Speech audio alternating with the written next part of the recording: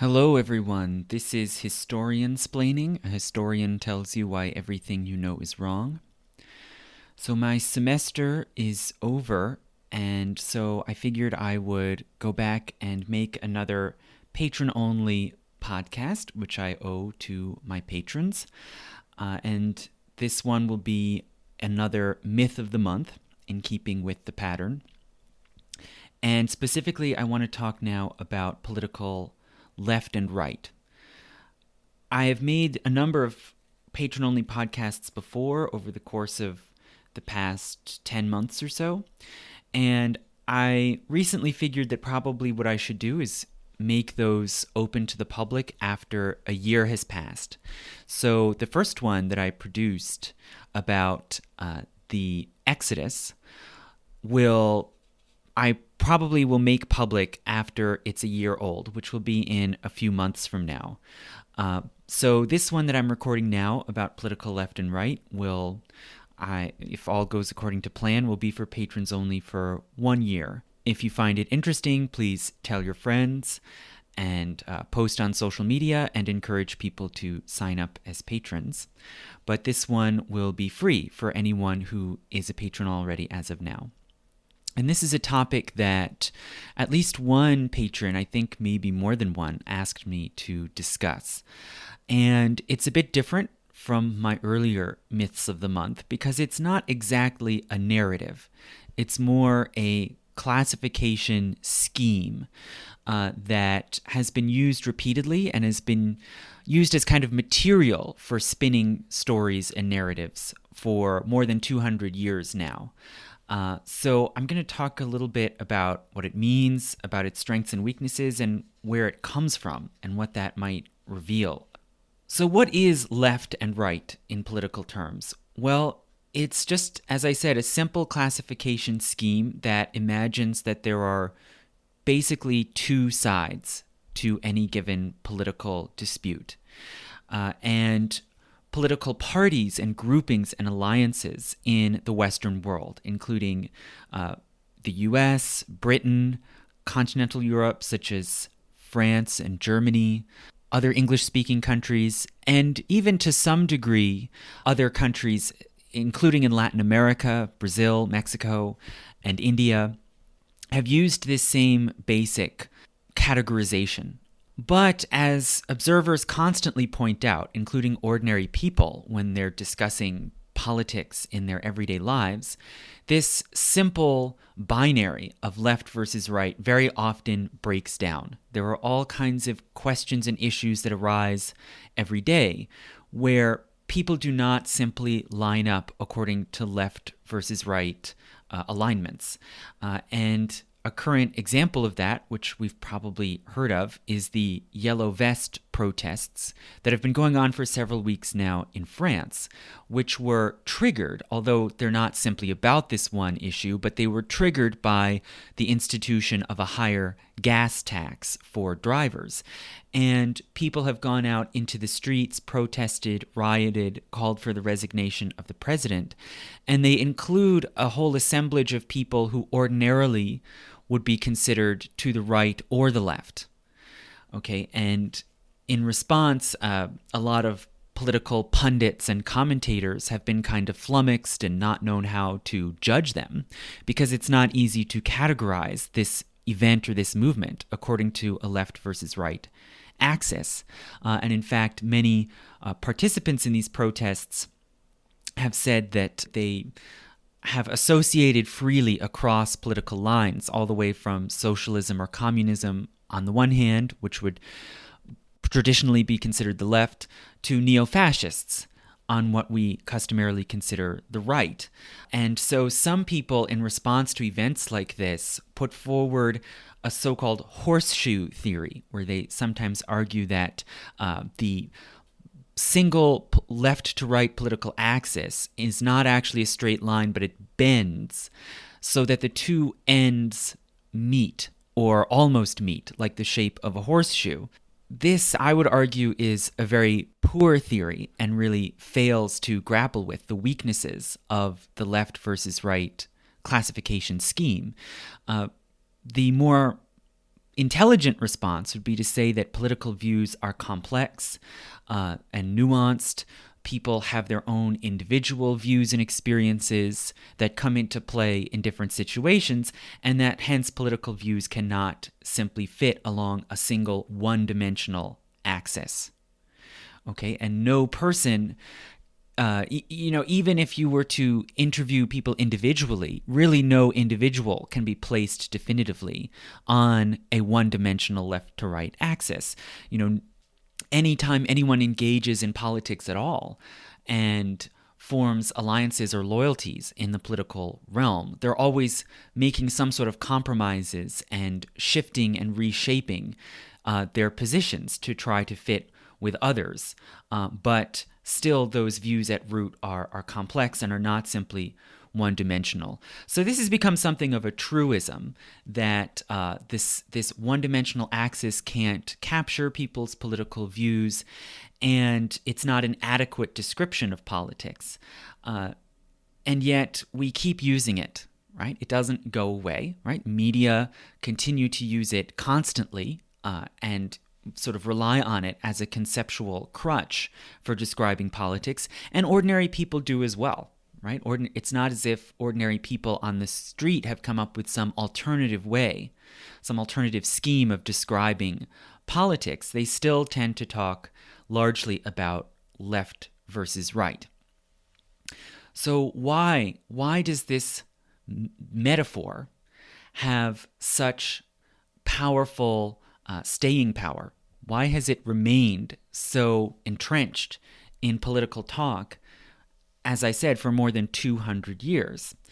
Well, there are a number of reasons why that operate on different levels. One is simply that people tend to gravitate towards simple patterns and simple binaries, right? So human beings, and this is something I'll probably talk about again in public lectures, where, because it's something that keeps coming up over and over when we talk about historical myths. People are pattern-making creatures, right? We look for pattern, we look for order, we look for reasons in the things that we see. We don't like to think that what we experience is just chaos, right? And we're constantly extracting forms and meanings out of the things we see, even when it's obvious that there isn't any. We sort of can't resist it. For example, people love to look at clouds and comment, this cloud looks like a rabbit, and this cloud is shaped like England. And it's almost like our brains can't resist picking out these forms and interpreting them, even when really intellectually we know that the cloud is not shaped like a rabbit. It's an illusion. The shapes of clouds are random and accidental. Right? And we do this all the time. People are constantly, seeing Mother Teresa in their French toast and things like this, hearing voices, hearing footsteps where there aren't any. It's because our minds kind of can't resist, always looking for a pattern in what we see. And hence, when we see something as complex as a political dispute or a political debate, we want to fit it into some simple explanation. Right? There's side X and there's side Y, and X is like this and Y is like this, and that can somehow account for what we're seeing. It can make order out of it, even when really we know it's not that simple at all. And really, in some cases, we know that our conceptual scheme really doesn't make any sense, but we just kind of have to gravitate towards something. The same logic underlies abstract art. Right? Abstract artists make, weird splotches of paint on a canvas and refuse often to give any sort of name or explanation to what it is, and yet people go look at it and come up with ideas if it's expressing this feeling or it represents this scene or this experience. We project our interpretations onto what we know is really meaningless at root. And the same with music, right? We get feelings, moods, we imagine scenes and stories out of music that is simply rhythmic sounds with no symbolic meaning.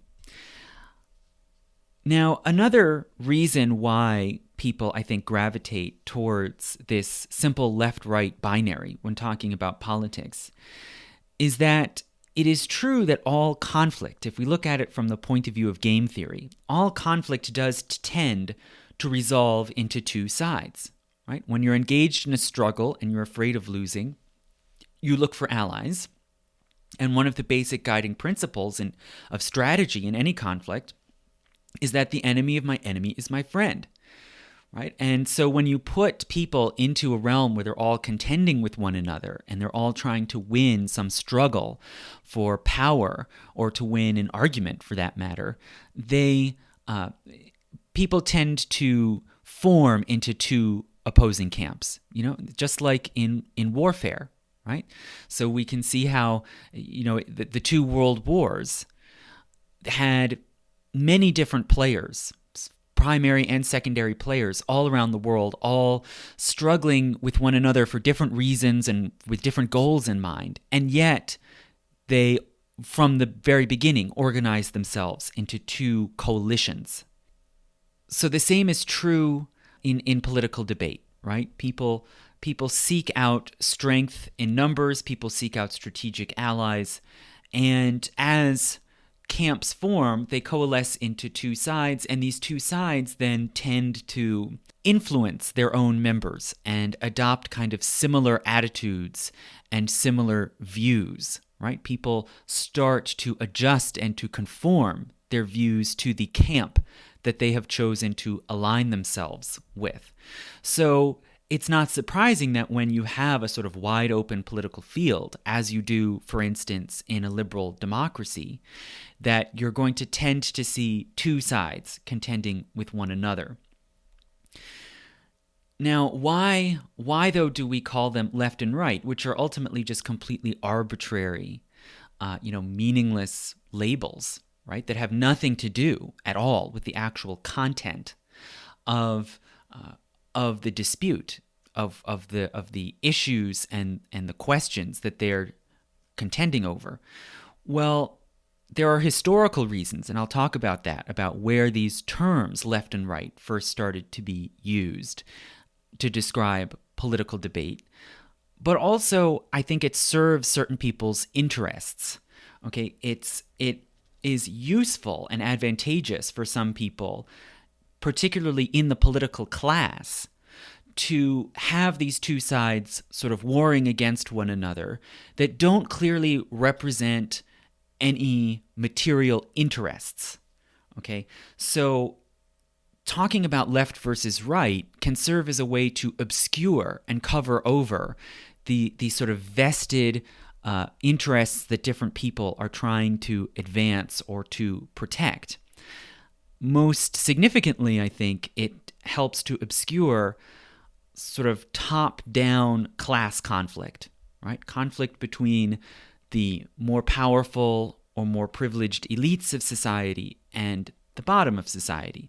You don't have to sort of acknowledge that uncomfortable fact of class contention if you frame it in these neutral terms of left versus right. And I think that this sort of uncomfortable reality, if you want to go so far as to call it that, was in a way has been exposed and brought to light again in recent years. Okay, the yellow vests are an example of that, and I'll mention that again later. Also, interestingly, when Alexandria Ocasio-Cortez, this sort of flashpoint of political contention and interest in the past year in the United States, when she won her primary earlier this year, some commentators said, "Oh, well, she beat the incumbent Joe Crowley by running to the left."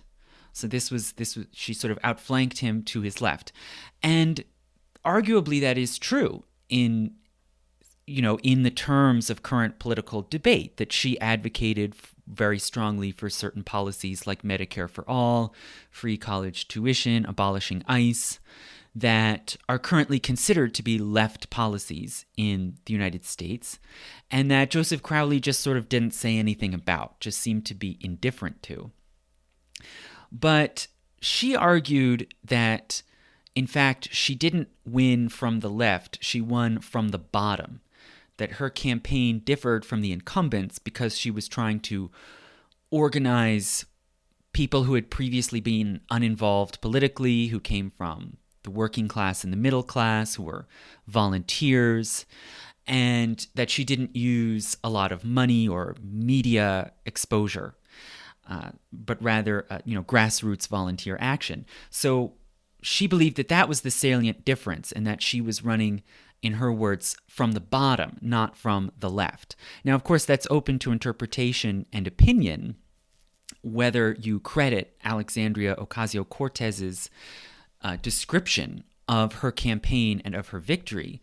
But regardless, I think it brings up this sort of difficult, uncomfortable rift in how we talk about politics, and whether we talk about sort of elites versus the majority, and whether we talk about actual social groups with different levels of power and different economic interests, rather than simply framing it as left versus right.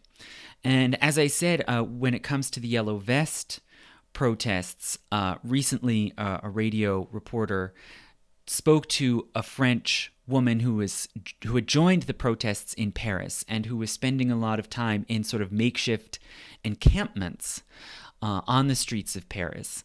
And while there, she engaged in debates and disputes with another fellow protester who was right-wing, who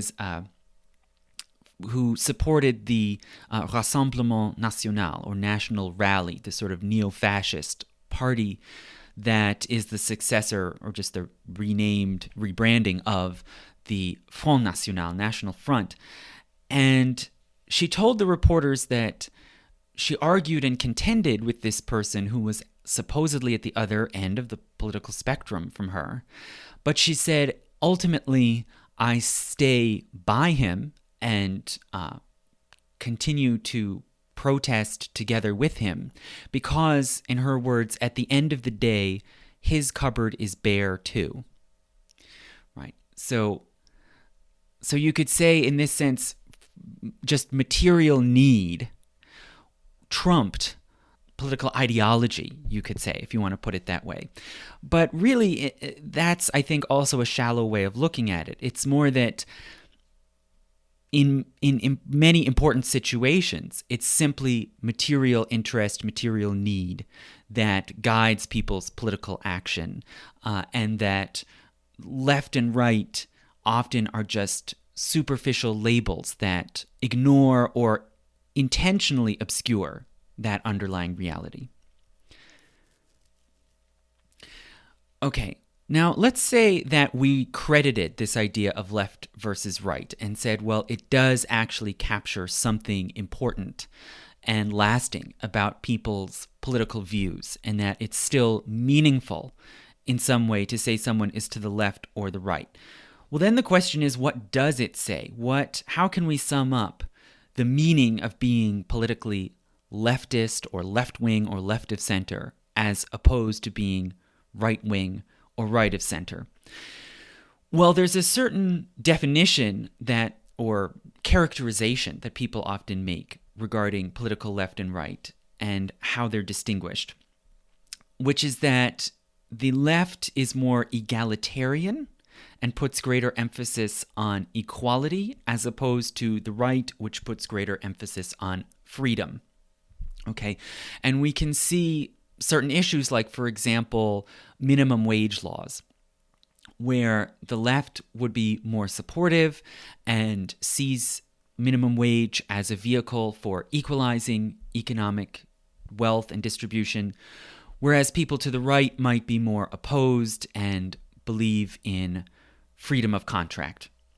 Right? So using an example like that, we can sort of illustrate what a lot of people take to be the meaning of left and right. However, many political philosophers who are not caught up in this sort of shallow day-to-day punditry of political media have pointed out that this doesn't really work, that scheme of the left being more egalitarian and the right being more libertarian really only applies to particular economic issues. Okay? It fails to deal with all kinds of social or so-called cultural issues like abortion or birth control, where it's more often been people on the right who are opposed to the freedom to use birth control, for instance. It also runs directly counter to issues like obscenity laws and marijuana or cannabis laws, where, when it came to obscenity laws, it was mainly people supposedly on the political left who worked to repeal or relax those laws. And likewise, today, when it comes to marijuana or cannabis, you mostly have people on the political left calling for legalization and the freedom to choose to use that drug. Likewise, if we go back to the 19th century, there were questions of the free press. Okay, is it legal to, say, advocate abolishing the monarchy? Is it legal to openly oppose a war? And it's tended to be people on the political left, particularly in France, who have favored free press and also divorce. Really, if we want to talk about so-called cultural issues around the family, marriage, child rearing, the first one that really divided politics in Western democratic or Republican societies, it was divorce. That was kind of the first battle.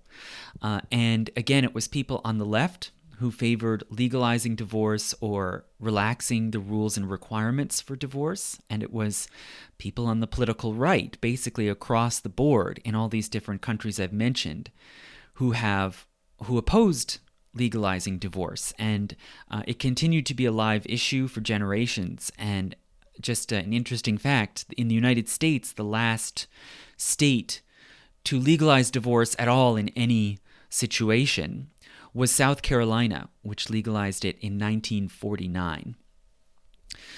So basically, this sort of freedom versus equality description just really doesn't fit the actual situation. It's sort of a generalization drawn out of a limited number of mainly economic policy debates.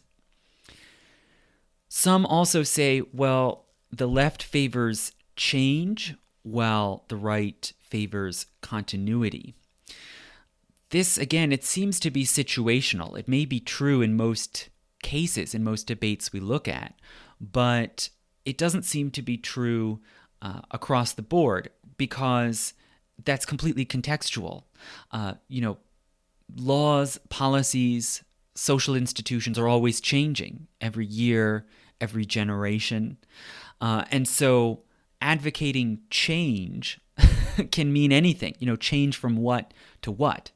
Okay, and there are constant issues arising where people on the right call for fairly radical change or reform, whereas people on the left might want continuity, such as public education. Should public education be privatized? Should money be shifted into privately operated schools like charter schools or even private schools through the vehicle of vouchers? Should Social Security or Medicare in the United States be privatized, moved from a public trust to the private market? Okay. And should, say, abortion be restricted? Should abortion, where it's previously been legal on demand, instead be more and more restricted, as is happening in many states like Texas and Mississippi? These are just a few instances where conservatives are calling for a significant change in laws and policies, even on very important, long-standing sort of pillars of civil society like public schools, whereas it's people on the left who want to maintain the current institutions as they are. Right? So we have to look deeper if there is any sort of underlying meaning to left and right. We have to look deeper at what are the particular changes that particular people want and why. Okay, likewise, in the mid-20th century, there was a strong consensus around other pillars of civil society like unions, the idea that most of the workforce, including the industrial workforce, should be unionized, that government policy should aim for full employment, that domestic industries should be supported by protectionist trade policies. These were all basically consensus positions between about the 1940s and the 1970s, and yet they have been called into question and become more controversial over the past 40 to 45 years. And the people who have called these ideas into question of widespread unionization, support for unions, full employment, protectionism, include people who are supposedly on the left and right sides of the divide. It might be somewhat more on the right, but it's really included both. Okay, so there's been a shift in opinion around these institutions that is sometimes described under the umbrella term neoliberalism, which is loosely speaking, a sort of philosophy of governance, especially of economics, that is rooted in Austrian economic thought and the Chicago School in the United States, and that tries to sort of revive but also revise and adjust older Victorian laissez-faire liberalism. Okay, the idea that the market can correct social problems and sort of iron out social ills, and that the government should use a very light touch in regard to trade and enterprise, but sort of the change, you might say, when it comes to neoliberalism in recent decades is that they see the economy and the market more as a system to be managed and guided by government, right? They see a sort of partnership of government and private market enterprise as the ideal arrangement. So it's not really as hands-off as, say, Victorian or Gilded Age liberalism. And this neoliberalism has really influenced both parties. You know, it's very strong in the Republican Party, you know, and we hear endlessly about these organizations like American Enterprise Institute and Club for Growth that try to secure the Republican Party in this neoliberal pro-business, pro-market camp. At the same time, in the Democratic Party, you have Third Way, the New Democrats Coalition, and other groups that have also embraced this neoliberal sort of point of view, right? And so it's influential across both parties, and it's kind of taken on the mantle of centrism, that to subscribe to these ideas puts you in the political center, which of course is a very convenient place to place yourself propagandistically, to say, oh, I'm a moderate, I'm reasonable, I am not an extremist on either side of the political spectrum.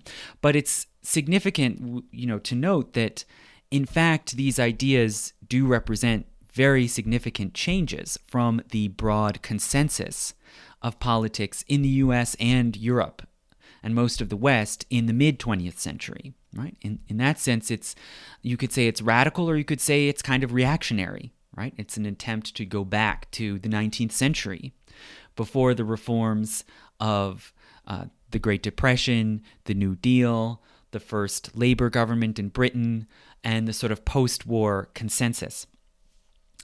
So in this way, again, speaking of the political center doesn't necessarily make any more sense than speaking of left and right. And it raises the question, are these terms of left, right, and center just sort of neutral vessels, that basically have no inherent meaning, or that don't convey anything in particular about views or values, but that they're just kind of neutral placeholders into which different people and different ideas can be funneled. Okay, rather like I would compare it to like the dugouts in a stadium, right? So any team can go occupy a dugout, right? if a stadium has a designated dugout for the visiting team, that could be anybody, right? One week it's the Cardinals, another week it's the Padres. It doesn't matter. And you might even switch dugouts. Why not? It's just an arbitrary label to say this one's the home team, this one's the away team. Okay, so maybe left and right are like that. People cycle in year to year, generation to generation, kind of plug themselves in on one side or the other. But the fact that left, in quotation marks, means a certain set of policies or views in 1952 doesn't mean that it means anything like that in 1998, right? They might be just completely just an arbitrary accident of history. Okay. Now, I don't know if that's the case, but I think that that is an open question to consider. And if we look at it that way, then it might make more sense of certain phenomena that people have observed in political history. For example, a very important one where over the course of the 19th century in Europe, nationalism supposedly moved from the left to the right. Okay, so the idea that the power of a state should rest upon the sort of organic unity of a nation with a shared culture and shared heritage, and particularly a shared language, that was considered a left-wing idea at the time of the French Revolution and the Napoleonic Wars. But then by the end of the 19th century, we're talking about incidents like the Dreyfus Affair, right, where you have French nationalists demonizing and really knowingly persecuting Jews who served in the French military and the French government because they saw them as alien to the French nation, right? And these were consciously right-wing people who supported the power of the church and of social tradition as against the sort of secular Republican left. So this is sort of a great mystery in European historiography. Why did nationalism move from left to right? And I would say, well, the sort of easiest reason that we can point to is simply that the enemies changed, right? The basic idea of the nation state remained constant. But early on, when people were trying to establish nation states for the first time, their opponents were the traditional institutions like the church and especially the nobility, who were seen by people like, for example, the Abbé Sieyès, who wrote What is the Third Estate? They saw these noble classes as kind of internal enemies that didn't really belong to the nation at all. And so they had to be overthrown or at least dispossessed in order to create a national society. But once that had been achieved, once you get to, say, the 1870s, 1880s, you're looking at the Third Republic in France, you're looking at the First German Reich, you're looking at democratization in Britain and the US. Those sorts of elites no longer, they've effectively been dethroned. They no longer have the sort of power and prestige they used to. So in this sense, the sort of nationalist's dream has already been accomplished. So if you still are a nationalist and you still want to keep this feeling of national unity and fervor and purpose, you have to look for more enemies. You have to look for some other internal enemy. You can look for external enemies. That's always convenient, right? Start a war with Germany or, start a war with Spain or whoever. But internally, you have to look for someone else who deviates, right? Who's different from the majority and who can at least be seen or imagined to be a sort of powerful enemy, a sort of controlling, dominating force in the way that the old nobility was. And Jews are an obvious target for that, right? Other minorities as well, but Jews are sort of, they're kind of the old favorite, right? So nationalism turned its attention, if you want to think of nationalism as this kind of organic entity, which obviously it's not that simple, but if you're a nationalist, then it seems natural or appealing to turn your ire towards minorities like Jews. And so, in a sense, it doesn't matter whether you call it left or right. Its nationalism didn't move. It remained basically the same thing it had been before. It just changed the villain, right? It recast the villain. And it's only in retrospect that we think of this as somehow moving from left to right. So this is one example where I think if you think of left and right as just kind of neutral placeholders or neutral, umbrella categories into which you can toss anything, then questions like this can actually become easier to account for. Now, the left versus right dichotomy continues to be appealing, as I said earlier, because people gravitate towards simple stories and simple conceptual schemes and dichotomies that very often are clearly inadequate to explain what we are talking about, okay? And as sociologists and philosophers have pointed out, once you've accepted a certain categorization scheme, it allows us to ignore important differences within groups, and some have pointed out examples like in some languages like Finnish, there's no distinction between the P sound and the B sound. Okay, so let me just try to say that again clearly. P as in pattern and B as in butter, right? To English speakers, those things are distinct, and the same word, like pear or bear, can have a completely different meaning, depending on whether you understand it to have a P sound or a B sound. Now, in languages where that distinction isn't made, people not only are not accustomed to distinguishing them, they really are incapable, right? If it's not part of a conceptual scheme that you've grown up with and internalized and practiced, it kind of makes no sense. The two things are indistinguishable to you, right? And this can lead to all kinds of terrible misunderstandings, right? If you don't know if someone is talking about a fruit like a pear or an animal like a bear, right? And this problem, of course, can happen when we're talking about politics and political debates, right? Say if we talk about the left wing, I've had arguments with people where someone will allied or fuse together different leftist camps that, in my view and in my experience, are totally different, right? So you might talk about the sort of social justice or identity politics left, who are concerned about media representation of transgender people, things like that, as opposed to the socialist or even Marxist left, which sees everything in terms of material class conflict, right? Those are two different ways of viewing the world and two different sets of values that sometimes can align, and can be reconciled together, but sometimes don't, and often come into conflict.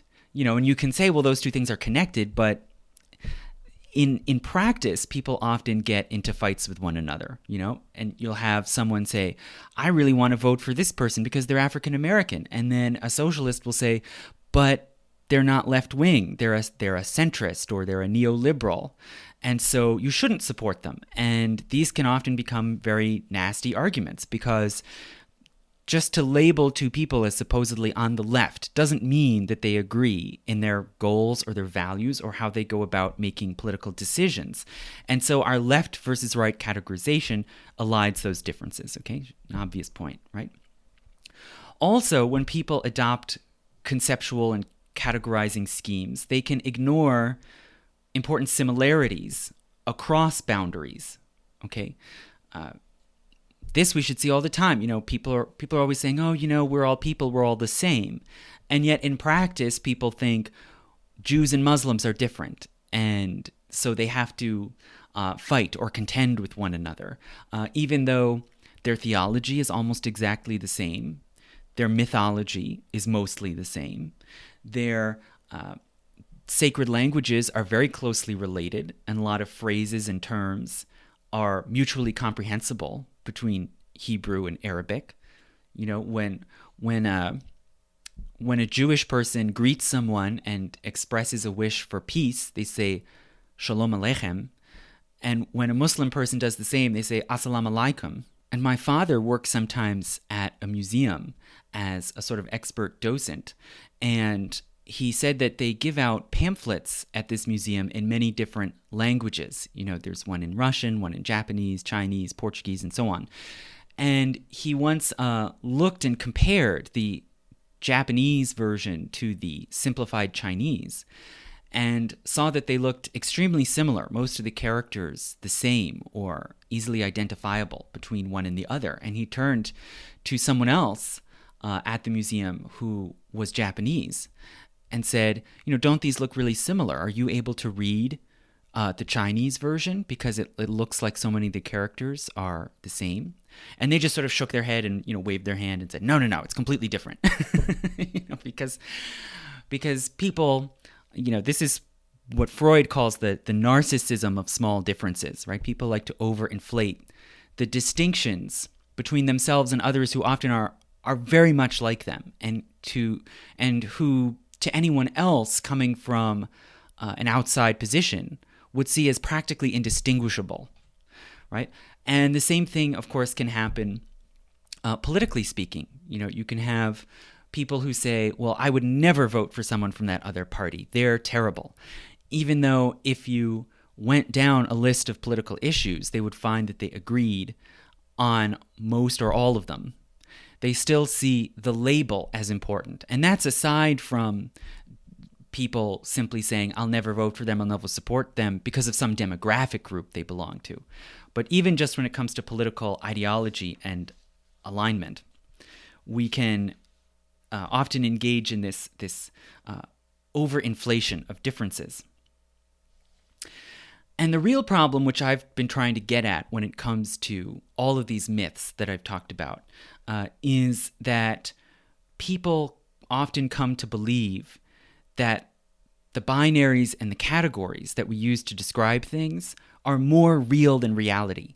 That we give them this, we as philosophers would say, we reify them. We imagine them to be sort of real, concrete things in the world rather than just concepts that someone made up in their head, right? So a great example of this is sex differences, right? So a lot of people might say, oh, well, your gender can change, but your underlying biological sex is just male or female. Right? Everyone is born male or female, and it's sort of imprinted in you biologically. And yet, as is often pointed out by biologists, it's not that simple. There are a lot of people who are intersex, right? And it seems from surveys and studies, probably a bit over 1% of the population is intersex, meaning they have some combination of features and qualities, whether it's anatomy or hormones or chromosomes, from both sides of the sex binary, right? And they can't be clearly classified as one or the other. And yet when they walk out into the world, they have to take on one or the other, right? Society expects you to be of the male or female gender. And so you have to adopt the sort of norms, the terminology of that gender, even if your underlying biological sex is not clearly one or the other. And conservatives, because, to be blunt, it's mostly conservatives, who disagree with this argument often respond, oh, but that's just a tiny minority. That's just a little, those are just a small minority of aberrant or deformed people who are intersex, and so we can just ignore them. But when you do that, you're basically saying, well, I am choosing to discount facts that don't fit my preconceived conceptual scheme, right? And you're saying, well, if there are some people who don't fit clearly into male or female according to my normal criteria, then that doesn't mean that my conceptual scheme is wrong because it fails to conform to those examples, but rather there's something wrong with those people because they fail to conform to my conceptual scheme. It's putting the cart before the horse. And as I said, it's sort of imagining that your concepts are more real than reality, right? And this is the kind of thing I think we do all the time. And similarly, when people are on one side or the other of a political divide, and they sometimes attack people who are otherwise their allies or otherwise often agree with them, and they attack them by saying, well, you can't say that because that's not a leftist thing to say, or that's not a conservative thing to say. You're basically saying, well, rather than adjusting or putting aside my political scheme of people being left or right, instead I'm attacking the person who fails to conform to my scheme, right? I'm trying to force real people into my preconceived concepts, right? So this is just one of many arenas where this happens. Okay, so now this raises the question of, are left and right just another false, deceptive dichotomy, right? Is it just a conceptual scheme that simply distorts reality and has no underlying usefulness? Well, I would say that there are certain differences, there are certain unique factors when it comes to political left and right that help to redeem it a little bit and suggest that maybe it has a validity or a usefulness more than many other simplistic dichotomies. For one thing, it's an axis, okay? It's not just a hard and fast dichotomy with a line down the middle, like when we talk about sex, okay?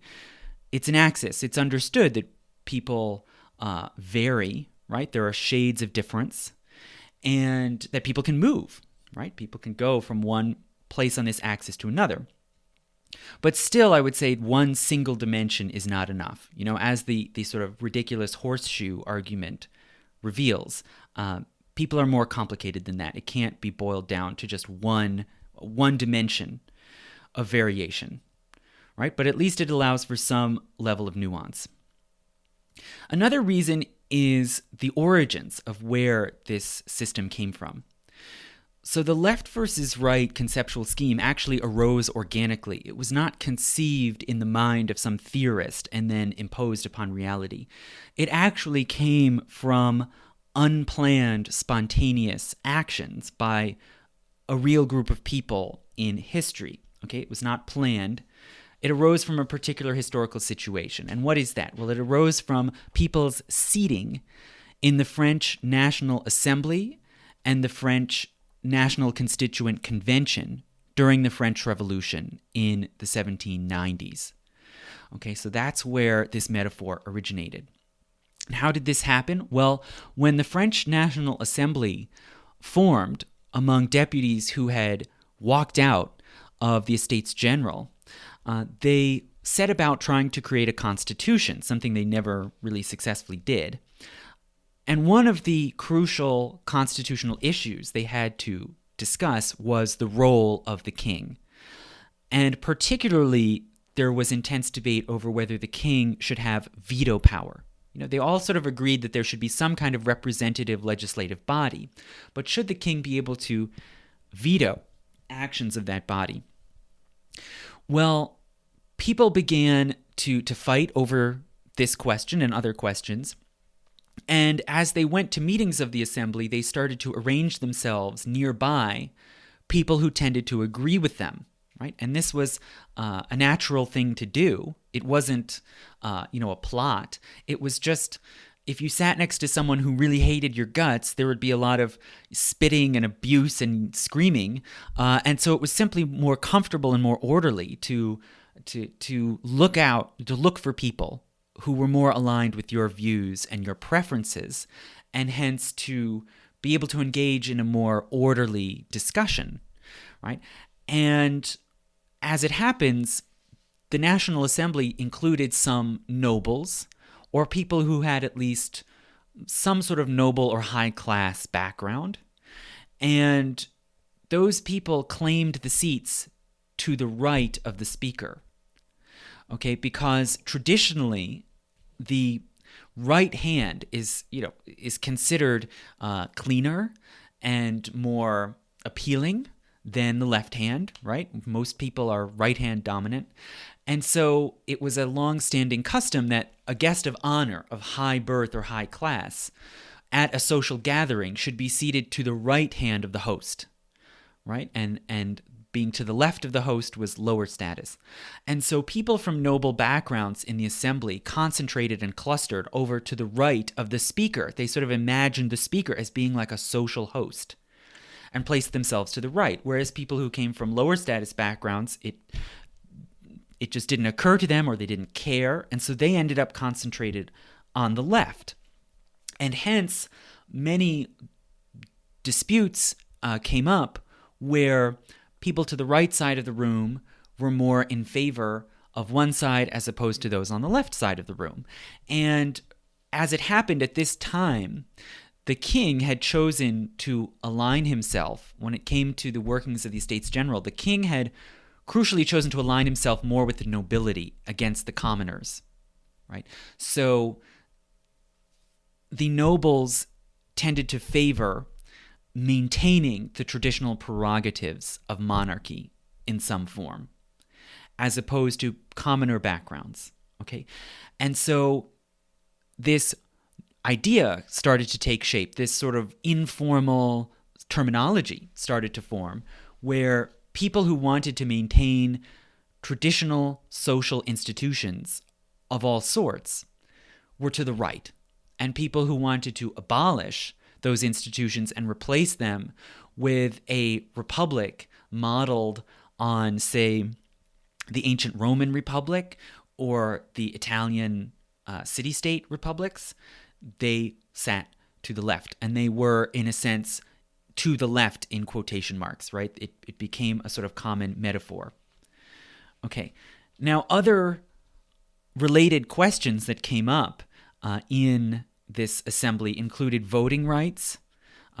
Who would be able to vote? Would non-property holders be able to vote? And later, would women be able to vote? Slavery. Should slavery in the French colonies be abolished? And control over church staffing. Okay, who has the right to appoint the leaders of the church in France, the government or the Vatican, right? And it's important to notice that when it comes to these different questions, all of them have been definitively settled one way or another in the years since the French Revolution, right? It's broadly accepted across all liberal democracies that there should be no property requirement for voting. Women should be able to vote. Slavery should be illegal. And that the church should be able to staff itself and choose its own personnel. That's not the business of the state. So all of these questions have been resolved, but in the case of voting rights and slavery, it's the left position that won. Whereas when it comes to the church, at least on this particular question, it's the right position that won. Okay, so they haven't all been resolved in one direction. They've been resolved in different directions, but all of them now are basically completely consensus points, right? There is no party in France or any other Western state that really questions these basic conclusions of those debates, right? And so it's not adequate just to say, well, the left was sort of on the right side of history, or the left was forward-looking. That's kind of true. You could say, if you're a leftist, that's probably what you prefer, how you prefer to see it. But really, at the time, in the 1790s, it was a set of questions that were live and unresolved at the time that now are no longer on the table, right? So we can't simply fit people and ideas today into that scheme from that time, right? Because it's different debates and different principles that are at issue.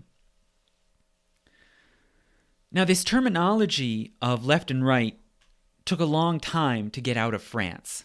It didn't fit so naturally. It's true that a lot of these basic debates and disagreements that were being fought over in the assembly and the convention did spill over to Britain in the form of a pamphlet war between Edmund Burke, a Whig member of Parliament, and Thomas Paine, the same radical revolutionary pamphleteer who wrote Common Sense and supported American independence.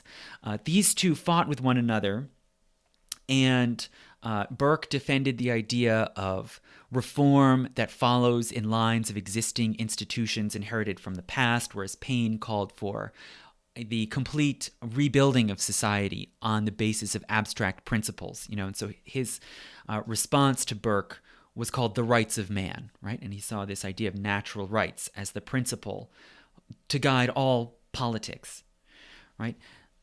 So it's true that sort of debate did spill over into Britain and into the English-speaking world, but they didn't call it left and right. They debated about precedent, about tradition, about constitutions, about revolution. But left and right were not really used to describe politics, at least in Britain, until the 1930s, when you had a strong labor movement, a radical socialist Labour Party, and the British society was really deeply acrimoniously divided over the question of the Spanish Civil War and whether or not to support the Spanish Republican forces against the fascist rebels. And the Spanish Civil War, in a way, you can see as kind of the first stage in a Europe-wide ideological civil war, where you have socialists, some degree of liberals, and Soviet communists on one side versus fascists and right-wing fascist sympathizers on the other. And so it was only once this left versus right dichotomy on the continent was coming to blows that people in Britain started to think of themselves and talk about themselves as fitting into a left versus right scheme. And similarly in the United States, right, left versus right only gradually came into political terminology in the 1930s, 40s, and 50s. So how did this happen? What happened in the meantime that made it possible for eventually this conceptual scheme to get out of France and be embraced by people beyond France in other democratic republican societies? Well, after the French Revolution, you have a gradual emergence of socialism on the left, first in France and then spreading to other countries. Okay, as Europe industrializes and you get greater concentrations of mostly poor working people working in industry for very low pay in very bad conditions, while a small number become very wealthy from the profits of industry, you get a growing socialist movement that advocates for some sort of intervention, some kind of state intervention in the workings of industry, right? To redistribute profits or to seize property, to seize the industries themselves and put them under shared social public control, okay? And there's a wave of radical unionism, especially after about 1850, with various sort of anarchist and socialist unions calling for revolution. You get Marxism, right, beginning from Marx and his communist allies, and then gradually spreading. And so all of these new philosophies that emerged in the wake of the Industrial Revolution were basically understood to be on the left, right? They were different, right? Socialists of various sorts and anarchists and Marxists don't all believe the same thing. They don't all have the same plan or project, but they were all understood to be in some way on the left. There were also other sort of more managerial radicals, radicals who responded by imagining that the sort of enlightened, educated middle class could somehow mitigate and manage the effects of industry. Okay, some were secularist, utopian socialists, Fabian socialists, logical positivists, which became very powerful first in France and then even more so in Latin America, order and progress. And these were also in some way responding to the poverty, the inequality, and the social ills like disease and crime that came with industrial growth, but they were not as revolutionary or as radical as other socialists. Now, all of these various socialists and reformists were opposed by traditional liberals, right? Those who believed in small government, allowing the free market to operate. People like Bastiat in France, okay, who pointed to principles of the rule of law and the limits of government power. Also conservatives who tried to bolster or restore the old order, right, the privileges of monarchy, nobles, and most especially the church, and kind of shore up traditional social hierarchies as a way of managing and to some degree humanizing society. And then eventually after World War I, fascists, right? So this new sort of movement of extremist authoritarians who wanted to build an authoritarian kind of militarized society in a state of constant war with clear lines of power and authority. And sometimes, in some cases, racial purity, right? And these sort of purification of national groups from supposed racial outsiders. So by the time we get to 1930, we have this, extreme range of different views, all of which in some way are responding to the effects of modern industrial society, right? But have extremely different notions of how to respond. And it's remarkable that all of them in some way can more or less fit into this axis from left to right. Most of them knew pretty immediately where they fit on that axis, okay, at least initially within France. And then later, after 1930, especially with the emergence of fascism presenting itself as a counterweight to communism and revolutionary leftism, this metaphor was taken up in other countries and was used to classify and label this great multiplicity of parties and movements in Germany and Spain and Italy, and eventually the U.S. as well, although politics is much more truncated and constrained, as I'll talk about in the U.S. Now, meanwhile, there are some groups that have persisted for a long time that don't necessarily fit so clearly, right? And that have emerged sort of trying to claim in-between spaces apart from these larger established movements like socialism or fascism. And these include Christian Democrats in France, Germany, and Italy, okay, who you might say are sort of hybrids, right? They're sort of centrist hybrids that believe in some socialist ideas, some degree of public ownership, a strong social safety net, but also support traditional family norms, right? And oppose things like divorce, and don't want to see a secular government on the model of the French Republic.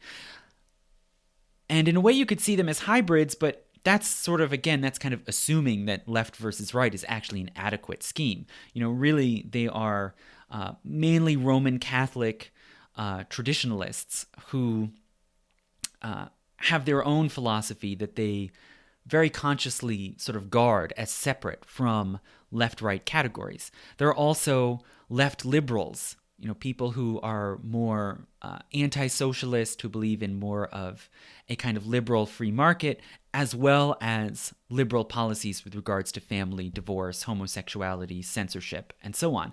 And so in a way, you could see them as kind of opposites of these Christian Democrats. And yet, if you try to fit them into a left-right axis, they're, again, just somewhere in the middle, right? So it's not enough just to say the center is splitting the difference. It's just kind of a gray zone. The questions are complicated and cross-cutting. The left-right axis also really doesn't map all that well onto the U.S. Okay, it might seem as if it does because we've got two major parties, both of which date back to the 19th century, and one is more to the right, and one's more to the left, right? So what more do you want? But if we look at the origins of these parties, it really doesn't work. The Democratic Party traces its origins to Jacksonian populism, right? And Jackson and his supporters can't really be classified as right or left. They believed in extending the vote to all men, right, regardless of property holding. So in that way, you could say they are more populist, egalitarian, right? They also believed in expulsions of Native Americans, right, and initiated the Trail of Tears, which today leftists would say is one of the great crimes in American history. So they don't fit easily one way or the other. And likewise, if we look at the origins of the Republican Party, they don't fit this left versus right scheme. Rather, it's retrospective in the 20th century that we fitted Republican and Democrat into these right and left slots, right? Furthermore, if we compare these parties, especially of today, the Democratic and Republican parties to the left-right scale that's used basically in almost all other democracies in the world, whether we're talking about Europe, Canada, Australia, India, Latin America, Brazil. They aren't really left and right, right? The Republicans, we can more or less say, are to the right, although they have no attachment to sort of traditional material relations before the commercial market. In that way, they would be called liberal in some other countries, right? Because they put so much stock in the free market and small government. And when we look at the Democrats, they often call themselves liberal, right? And that's the common term that we stick on Democrats who are more firmly entrenched and more partisan and more opposed to Republican policies. We call them liberal. And yet, as I've said, liberal in the traditional European scheme is not to the left. It's center. And this term liberal was taken up and used by the Democratic Party mainly beginning with Roosevelt and the New Deal. And Roosevelt redefined liberal as sort of government action to protect the well-being and freedoms of individuals, including against big business, right? So it was this sort of propagandistic appropriation of the term liberal. And to some degree, you can say, well, during the years of the post-war consensus from the 40s to the 70s, that is more or less where Democrats tended to stand, very pro-union, usually protectionist. But since that time, especially because of this great infiltration of neoliberal thinking into the Democratic Party today is pretty close, actually, to the traditional meaning of liberal, where you believe in individual freedom, sort of social tolerance, but also limited government support for big business and the market, support for so-called free trade. It's democratic administrations, the Clinton administration that got NAFTA enacted. It's the Obama administration that pursued the TPP agreement. And so in a way, you can say liberal in the American context has shifted back more to the traditional definition, and that puts it in the center, right? So effectively in the United States, what we have is a conservative party, or a kind of, odd idiosyncratic conservative party, and a center party, and no left party. And our electoral system, the plurality election to Congress, the Electoral College, these electoral systems tend to protect the power of just two parties and to close out any realistic chance for third parties to get a voice in government, as opposed to, say, certain countries like Germany, where you have proportional representation, and any party that gets a small number of votes has a shot at getting seats in parliament and having a voice in government. The United States really doesn't allow that. So we have this very truncated political scene where there are conservatives, there are liberals in the center, and then there's kind of no left, right? And socialism, much less radical communism or anarchism, for whatever its good or bad qualities, has really been pretty effectively stamped out of American politics. There is practically no left wing comparable to what we see in other countries. And hence, not surprisingly, when it comes to certain policy questions like who should provide medical care, the government, private for-profit institutions, private institutions paid by government, the United States is sort of nowhere in the conversation, nowhere in the debate. That's already been resolved in other countries, whether you're talking about Europe, Canada, and others, right? So that has started to change a very little bit, where now there are a few self-identified socialists in Congress, all of them affiliated with the Democratic Party. But it's really a small fringe, right? And it's hard to say where that trend or pattern might eventually go. So in these ways, when we talk about left versus right in the United States, we have to either say, well, the scheme that we've inherited doesn't quite fit, or we're just kind of missing one branch. We're missing the left. But even when we look back at Europe today, the left versus right scheme is also breaking down. Okay, I've already talked about the yellow vest protests, but those in a sense are just the tip of the iceberg, right? There are all kinds of new parties suddenly forming and gaining followings in various countries in Europe. Some, like in Greece and Spain, are ostensibly left-wing. Some, like the Rassemblement National in France, or UKIP in Britain, or AfD in Germany, are ostensibly right-wing. Some are not clearly one or the other. In some countries, like, for example, in New Zealand, you have new parties emerging that are really unclassifiable. Like New Zealand First is in some ways to the left, in some ways to the right. It has its own kind of, you might say, protectionist view, and it has gained seats and now is in government, has made an alliance with the Labour Party to have a voice in government there. And everything is being scrambled, right? And in a way, again, we can only understand this partly by looking at class, right? Looking at whom does the political class represent, whose interests do they speak for, what sort of elite has power, and what about everyone else outside the political class? There's just tremendously growing, intensifying distrust and resentment towards the sort of governing inner circles of all of these different countries, really all across the industrialized world.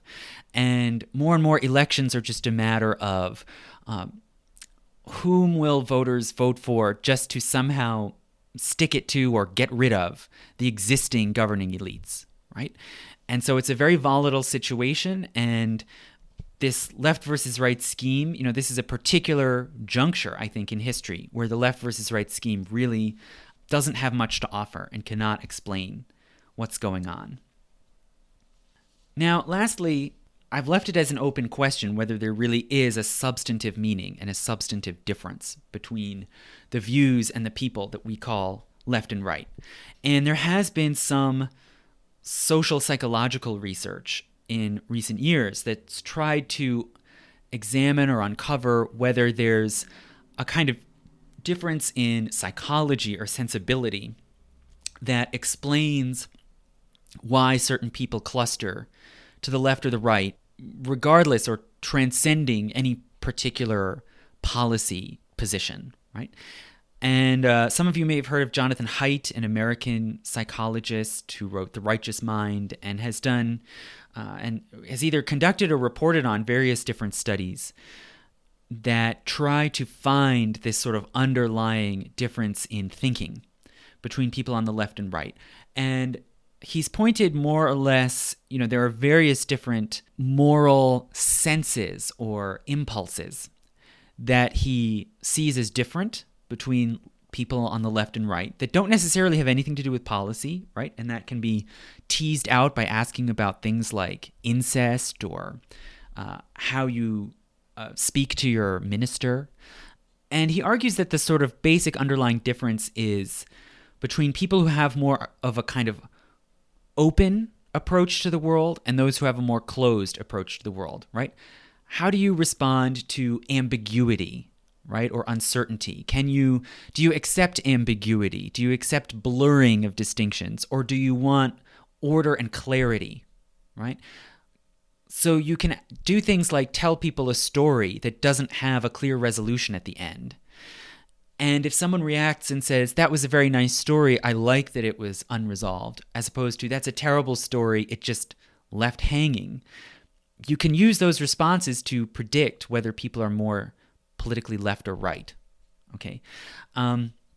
So conservatives, in his argument, are more attached to purity, right? Keeping substances or categories pure, authority, clear understanding of who's in charge, and group belonging, right? So they're people who want definite meaning and structure in their lives and experiences. Whereas people to the left, in his argument, are more open to change, to impurity, to mixing. And other researchers, not Haidt himself, but other researchers that I've heard of, have found some very strange and interesting correlations when we look at the sort of everyday life choices of people on different ends of the political spectrum. For example, in the United States, left and right people tend to choose different dog breeds. And it's not what you might think. It's not conservatives are masculine and want a big, mastiff or something, and liberals are namby-pamby and will get a Shih Tzu. No, it's that conservatives tend to choose purebred dogs that they can clearly identify as one recognized breed, whereas liberals will choose mixed dogs that are individually unique and don't fit into a preconceived breed category. Right? So this is not, doesn't necessarily fit our sort of stereotypical image, cultural image of left versus right. It's something more psychological and more strange. Now, as much as those observations and studies are very interesting, and I think they have a lot of value, they don't necessarily hold up or apply when we talk about the bigger, broader political spectrum in other countries. And actually, it's been found that if you compare Americans, say, to French people, openness to ambiguity is more common among people in the center, whereas those who want a more definite and ordered experience of the world cluster on both the left and right extremes. Right? So this is something that again distinguishes these other countries from the US, where we don't really have much of a left, and so hence it's possible, arguably, that people who want that sort of structured worldview simply gravitate to the right because there isn't a sort of extreme doctrinaire left wing, or at least it's much smaller in the United States as compared to other countries, right? So it may be more of a matter of centrist versus extreme rather than left versus right. And if that's the case, then again, we're left with this unresolved question of what's the difference between the left and the right, right? What is the factor? Is it maybe just your class position? Is it maybe just random chance? Which way the coin flips, whether people go to the left or the right politically. And again, most people are not simply one or the other. Everyone in some way mixes and matches different views and different positions from their own thought processes. Now, if we accept this Jonathan Haidt sort of social psychological explanation, and we adjust it or give it more nuance by saying it's more a matter of centers versus extremes, that can make the center seem a whole lot, better. It can make centrist people appear to be the sort of mature, open-minded adults in the room, as opposed to these kind of closed-minded doctrinaire people on the left and right. So in a way, this could serve very easily as kind of liberal centrist propaganda, right? Now, I would say we should be very skeptical of that because there may be other reasons other than just personal psychology that determine whether someone is a centrist or not a centrist. And that can include how much you think is at stake in politics. Do you see political questions as crucially important and possibly life or death? Or do you see it as more a kind of enjoyable pastime or something to be sort of managed and kept under control by sensible people? And I think that today, when we see this increasing animosity and impatience with the political center, we have to consider that I think a lot of what people are responding to is this kind of technocratic detachment. A sense that what does it matter if a school gets closed or privatized? What does it matter if a tax goes up or down, right? Everyone should just sort of remain calm. Or as Mitt Romney once said, tax issues should be decided in quiet rooms. That's sort of the image that centrists often like to project about themselves, and that people in the public either like or more often now dislike. And I think it's not so simple to say, well, people who are to the extremes, left or right, are kind of closed-minded, intemperate, doctrinaire, because, in fact, there are different ways of being sort of open-minded or intellectually flexible, And it's not necessarily by going to the political center and sort of adopting the assumptions or preferences of people in the middle politically. It can also take very different forms, including being willing to question your own assumptions, right? Knowing clearly where you stand on one side or another of a dispute, but being able to separate out questions, right? And being able to see, for instance, that if, say, for example, I'm opposed to climate change, that doesn't mean that therefore I think that it's the right idea to raise a gas tax, right? Just to use something that we've already mentioned, right? You can have nuance by making fine distinctions, by being able to see points where the other side might be right instead of the side that you customarily associate yourself with, and being able to question your own camp, right, or your own political wing. Arguably, the most nuanced position you can possibly have is being able to both have a commitment to a certain position on the political scale while also not being totally wedded to it, right? And being able to step back and look at the different arguments, right? And that's very different from, say, the Steven Pinker attitude of it's so wonderful to be a centrist, right? I'm a radical centrist, and sort of committing yourself to that particular position on the political scale because it seems somehow smarter or more enlightened than the other parts of the political scale. So finally, if someone were to ask me, should the left versus right description of politics be just abandoned or jettisoned, I would say yes. That would certainly be my preference. But I recognize that it's quixotic, right? That people need some sort of simple axis. People need some sort of label to describe the different camps that people organize themselves into in the political realm. But we need to be open to nuance and variation, right? And not expect people to always adhere to one place on the political spectrum, right? But embrace the fact that people are complicated, right? And I think that if we're going to get to that level, then one of what really needs to change is more localization, right? These hard political debates should happen more face-to-face among people who know each other, who have some sort of shared stake or interest, and who can actually see and talk to one another as people, rather than being filtered through the media, right? Which is increasingly what's happened now. It's mass media.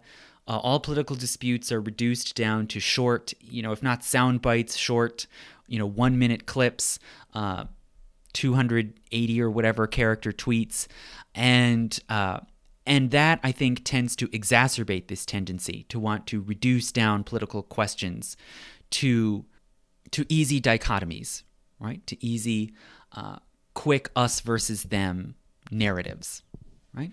So, I'm not the first to say this, but if we consider that the left versus right divide first came about because of the acrimony and anger within the National Assembly in revolutionary France, then probably we're only going to get past this sort of ideological straitjacket if we manage to carry on debates in even smaller groups, right, than the National Assembly was, right? That's, you might say, in a way, it's the only way to undo the damage. Okay. So thank you so much for listening. Again, tell friends and associates about the podcast. Rate and review if you listen on a podcast platform. Encourage people to become patrons, and I should be back with more within a few weeks. Thank you.